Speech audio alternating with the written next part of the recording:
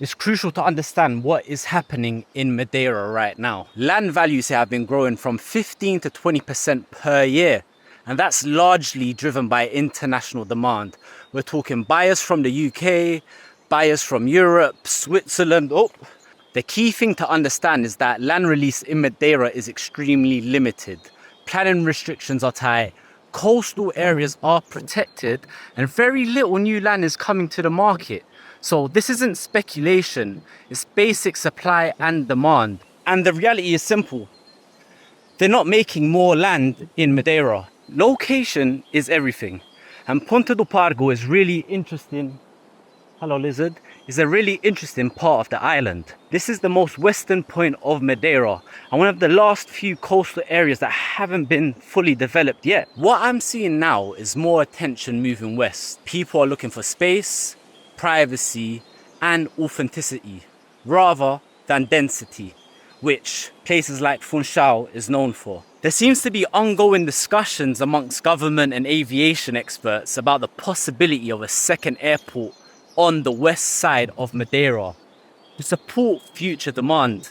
Also to help out with wind diversion issues, which we all know can be a headache. So if this does go ahead, it means improved accessibility to the western regions like Ponta do Pargo. It almost reminds me of the situation they have in Tenerife with two airports. And don't get me wrong, it's not yet been approved or funded, but planning conversations are underway. It's a sign that Madeira's infrastructure for the future is being considered by stakeholders looking at growth scenarios.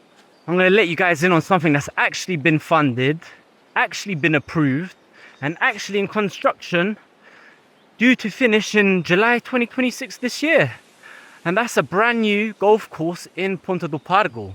This infrastructure move here is critical to the western side of the island. I mean, we're going to see a real local economy starting to blossom and real estate demand. The actual course was designed by Nick Faldo. It includes an 18-hole course, practice facilities, a clubhouse, restaurant, and a hotel, making the area an even more attractive destination for tourists and investors alike. Another thing is, the Madeiran government keep advancing. I mean, we're seeing major expressway improvements on the western side, including routes connecting Ribeira Brava to Ponta do Sol and Caleta to improve capacity and safety. And it's a sign, whoa, mind up for that. And it's a sign that access to the west is becoming important in Madeira for public planners, for officials, for tourism, for the local economy. You can hear the cows. They're telling you it's a good investment. It's not much available. And the stuff that is available is off market to investors. Once opportunities like this are gone, they don't really get replaced. It's about positioning yourself ahead of where the market is going. And it's going west. We're just driving through this little village. And as you can see, it just gives me Madeira 20 years ago vibes. I mean, scattered around the area, you just see these derelict houses which look abandoned. It's just investors putting their money down, holding it in the land because they know in 5 to 10 years this area is going to explode. Here we seem to have a smart developer and investor who is already starting his development. There's so many beautiful viewpoints and drives around this western side of the island. I mean, look. Just going to park up here. You can kind of get an idea of what is happening already in terms of development. You've got these old houses like that you've seen as we've drove by. But then we also have these unique, I mean, what looks like buildings made for tourism, Airbnb, little wooden chalet cabins, parking shelter 1, 2, 3, 4, 5, a brand new build. Look at the view right here. I mean, I can see why this is going to yield a great return. That's just one example of what potentially you could do with buying land on the western side. And the smart investors, I mean, they're already here.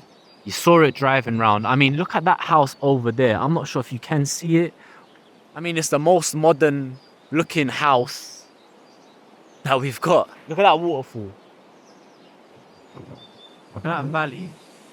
I think that's where the golf may be.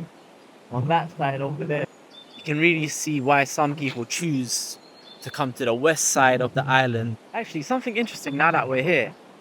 I've seen rumors online that they're going to build a suspended bridge.